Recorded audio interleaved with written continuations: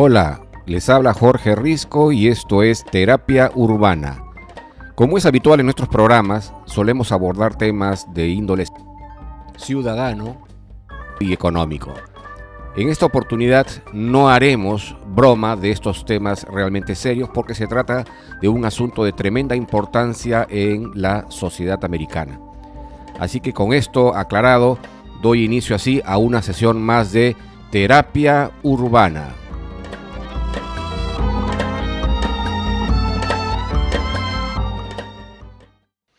La doctora Christine Blasey Ford versus el juez Brett Kavanaugh.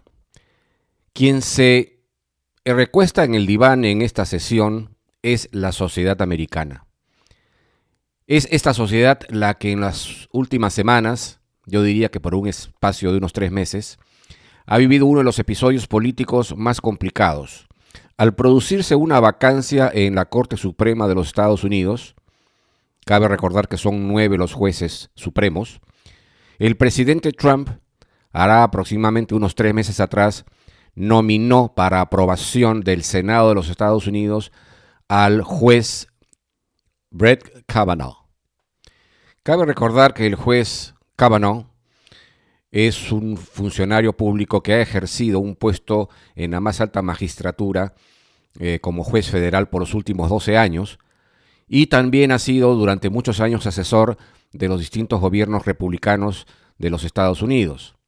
Como curiosidad, también cabe mencionar que su esposa ha sido secretaria personal del presidente Bush, por lo que queda claro su larga trayectoria en respaldo o apoyo o contribución a este partido.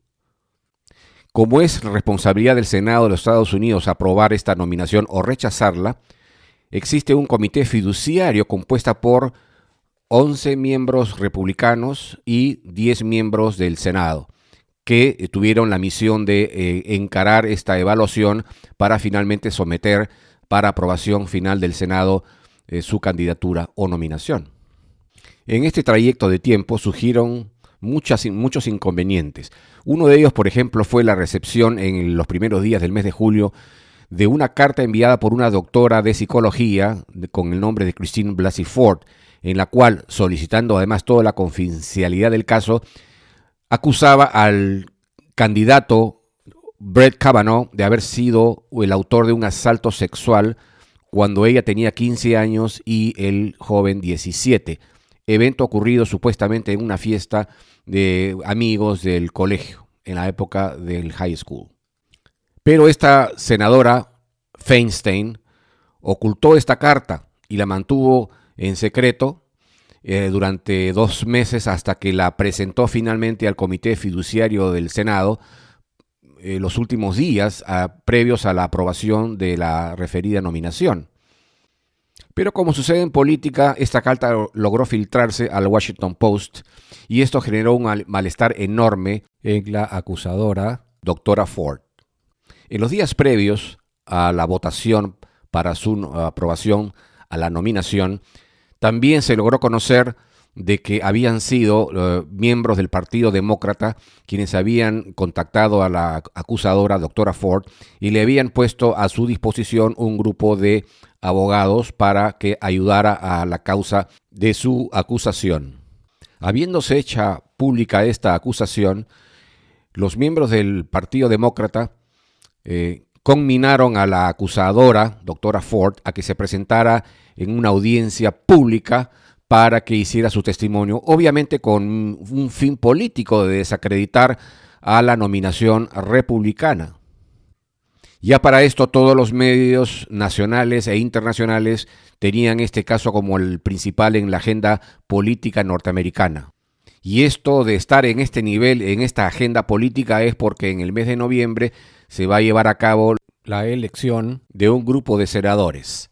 Es importante resaltar que los senadores son en Estados Unidos 100 y en estos momentos son 51 senadores de las filas republicanas contra 49 de las filas demócratas.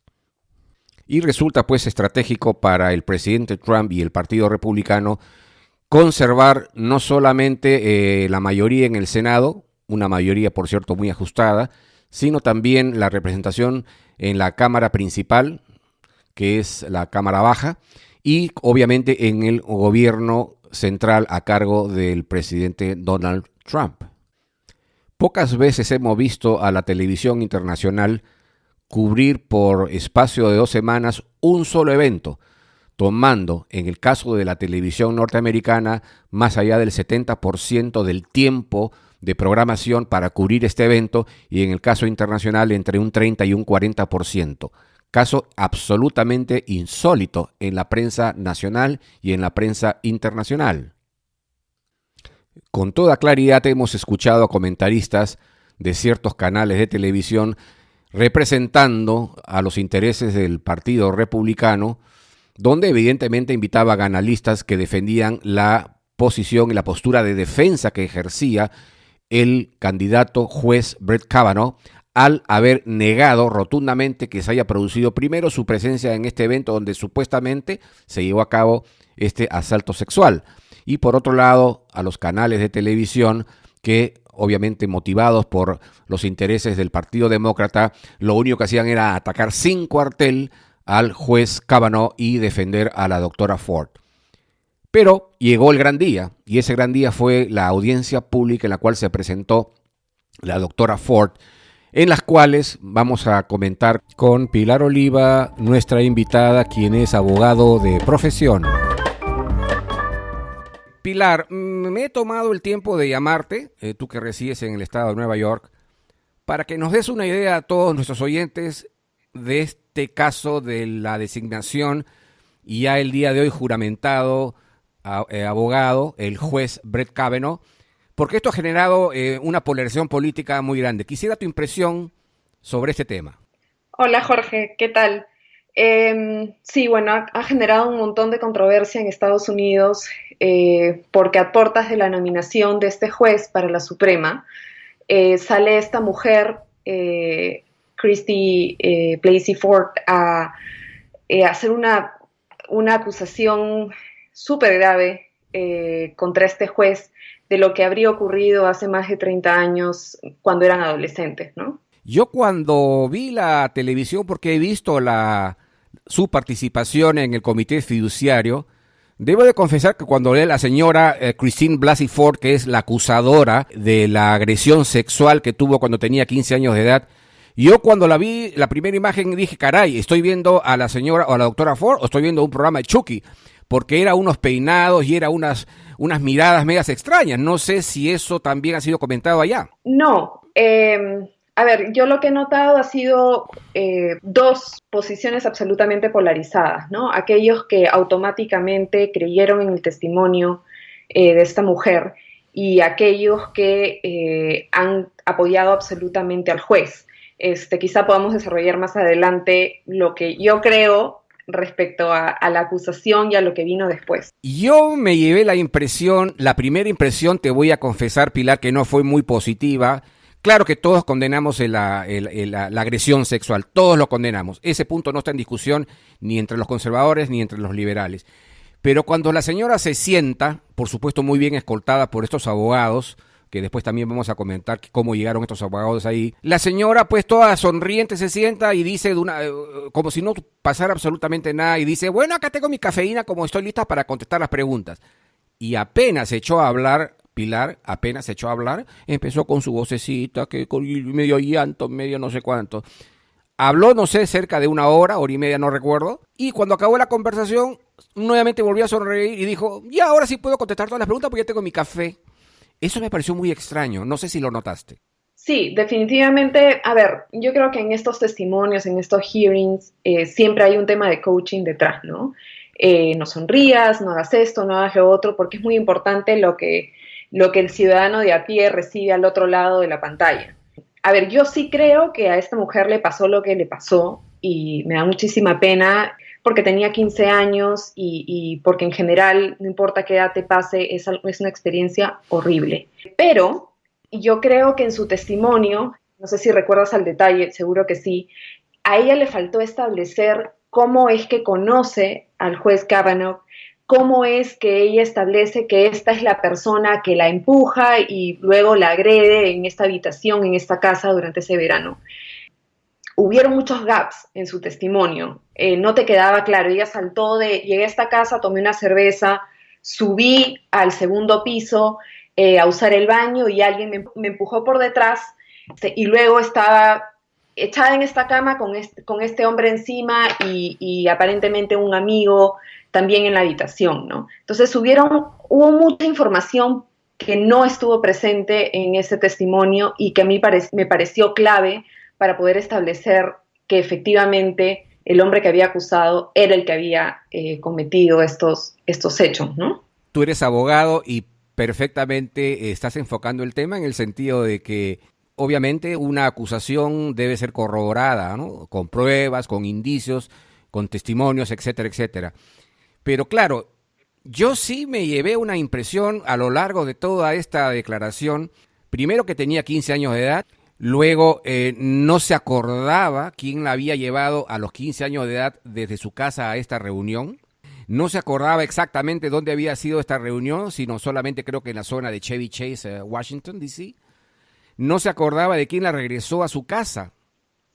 Recordemos nuevamente que tenía 15 años de edad. Y tampoco quiso reconocer cuál era la distancia que había entre su casa y el sitio donde se había llevado a cabo esta agresión, aparente agresión sexual. Y la persona, creo que era la abogado o la procuradora Mitchell, le dijo, pero tú vivías a 8.2 millas, vale decir aproximadamente unos 15 kilómetros. ¿Quién te llevó a los 15 años de edad? ¿Quién te trajo? La señora solamente se acordaba de haber tomado una cerveza, pero no se acordaba absolutamente nada. Eso en términos legales, ¿cómo lo encuadramos, Pilar? Difícil, ¿no? Cuando faltan tantos aristas en su historia. Ahora, también es cierto que las personas que sufren episodios de agresión sexual, violaciones o cosas peores, tortura, suelen bloquear muchas escenas de la experiencia y puede ser que esta mujer haya olvidado todo eso. Al fin y al cabo han pasado más de 30 años. Y claro, puede ser que ya no recuerde cómo llegó y puede ser que lo único que se quedó en su memoria haya sido este hombre encima de ella, pero digamos que, reitero, a mí me pareció que lo que le faltó establecer a ella y que es clave para poder acusar a alguien es cómo conocía a esta persona y cómo sabía que esa era la persona que cometió el assault, ¿no?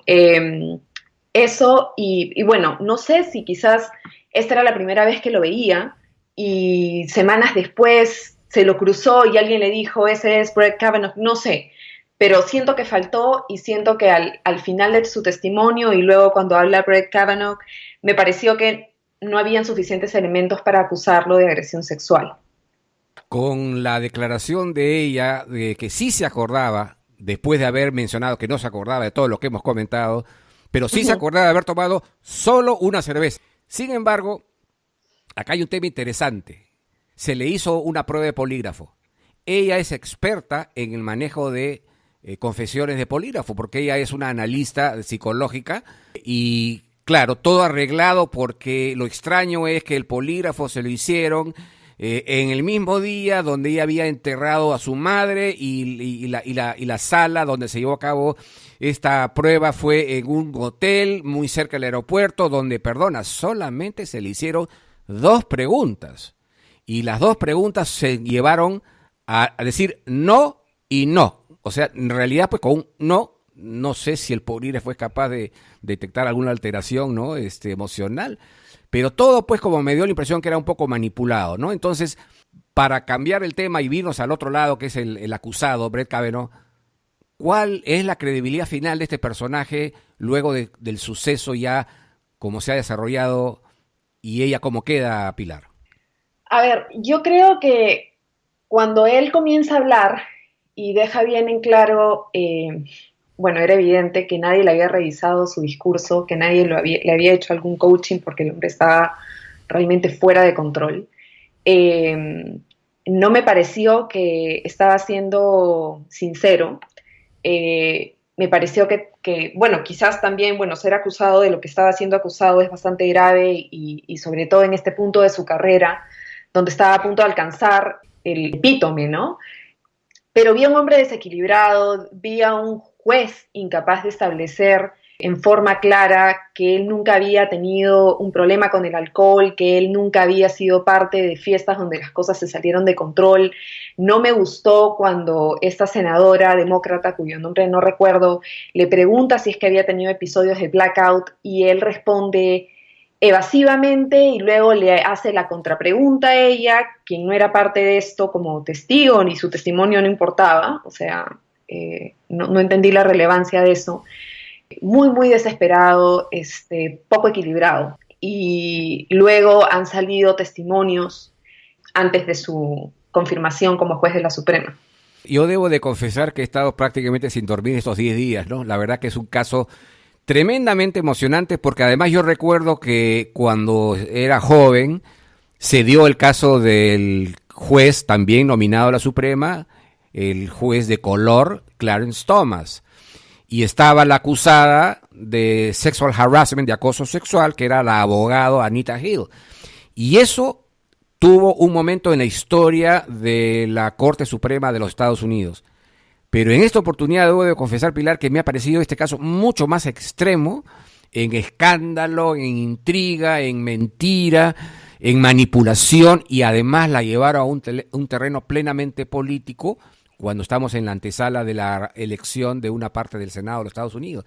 Entonces yo creo, haciendo un balance de lo que yo vi en el pasado y lo que he visto ahora, este caso creo que va a marcar un hito mucho más negativo en la historia de las nominaciones de la Corte Suprema y del mismo Senado de los Estados Unidos. Ahora, solamente para darte el pase, sí, este señor estuvo muy agresivo. En las finales habría que ponerse también en sus zapatos si te acusan a ti a portas de un evento que no está corroborado y que puede malograr tu nominación al puesto más alto del sistema judicial norteamericano, que es ser nombrado juez de la Corte Suprema. Entonces, yo no sé si yo me pongo en sus zapatos, haría lo mismo, actuaría hasta de repente más agresivamente.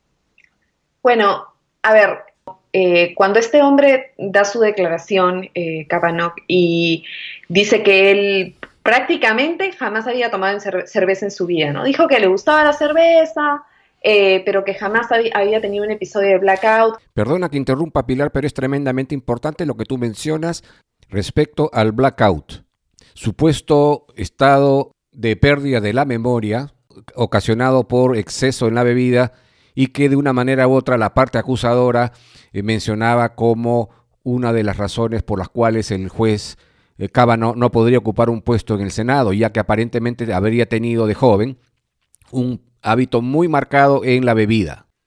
Al haberse producido la acusación, la parte acusadora de la doctora Ford y la parte acusada, es decir, el juez Kavanaugh, las posiciones han sido absolutamente negadas por parte de este último y más bien ha sido la doctora Ford la que no ha sido capaz de producir la corroboración adecuada en términos de relato, descripción de eventos, fechas y testigos. Y como resultado de esta inconsistencia de la parte acusadora, la parte acusada más bien ha hecho un giro en la conducta del juez Kavanaugh cuando era estudiante de la secundaria en los Estados Unidos y, como mencioné hace unos minutos, el vicio que habría tenido con la ingesta de una cantidad importante de bebidas alcohólicas, que en su momento podría haber sido la causa de este supuesto asalto sexual. Bueno, retomando lo que estaba diciendo hace un momento, cuando este hombre se para frente a esta comisión a dar su declaración, dice en reiteradas ocasiones que él jamás ha tenido un problema de alcohol, que él jamás ha tenido un blackout, que es conocido como este episodio en el que tomas alcohol y luego no recuerdas qué hiciste el día anterior a causa de esta intoxicación. Y pinta este perfil de él como una persona súper proba y que jamás ha tenido ningún inconveniente de fiesta, de alcohol, de consumo de ningún tipo de drogas o lo que fuera. Entonces, luego de este episodio, muchos amigos suyos, no solo del college en esa época, también de la law school en Yale, comentan y dicen, mira, yo no sé si es que este hombre hizo lo que dicen que hizo. O sea, a mí no me consta, yo no conozco si tuvo este episodio con esta mujer. Lo que sí es cierto es que lo que él dijo bajo juramento frente a esta comisión no es cierto, porque él era el hombre que estaba a cargo de las fiestas, él era el que salía borrachísimo de todos estos eventos. Entonces, que él luego venga a decir que casi que nunca tomó en su vida es una mentira, y él ha hecho esta declaración bajo juramento. Entonces, en el New York Times lo resumieron muy bien y dijeron, it's not the crime, it's the cover-up. Como que él, en su afán de limpiarse de esta acusación, había había creado un perfil de sí mismo que se contradecía absolutamente con lo que sus conocidos de las distintas etapas académicas de su vida habían visto, ¿no? Y a ver, es imposible que 20 personas se pongan de acuerdo de distintos ámbitos que ni siquiera se conocen para coincidir todos en que, oye, un momentito, o sea, nadie sabe si este hombre hizo lo que dicen que hizo, pero era un borracho, eso sí, de todas maneras. Entonces, ahí viene la pregunta de si este es el tipo de persona que queremos en la Corte Suprema más alta y poderosa del mundo. No sé qué opinas tú al respecto. Con la pregunta que me formula Pilar Oliva, destacada abogado de profesión, doy por concluida la primera parte de este programa denominado La doctora Ford versus el juez Kavanaugh.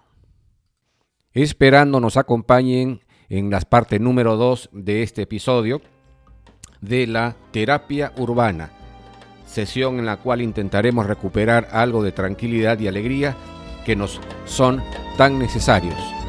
Hasta la próxima.